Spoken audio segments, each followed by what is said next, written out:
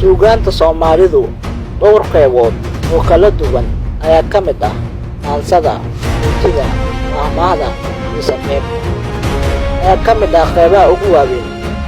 Murtida iyo mahmaahdu waxay door weyn ka ciyaaraan habeynta hadalka iyo tilmaamadiisa sida oodaha, khudbadaha iyo qoraalka. waxaa loo cuskadaa murtiyo ama mahmaahyo si macno qoto dheer u yeesho hadalka. ruuxda hadalkuna waxay fogaado. mahmaahda iyo murtidu waxay ku baxaan madal la isku haleeyay ama munaasabad arrin lagu gorfeeyo, kadibna inta carabka lagu xafido ayaa la isu tabiyaa oo la kala dhaxlaa.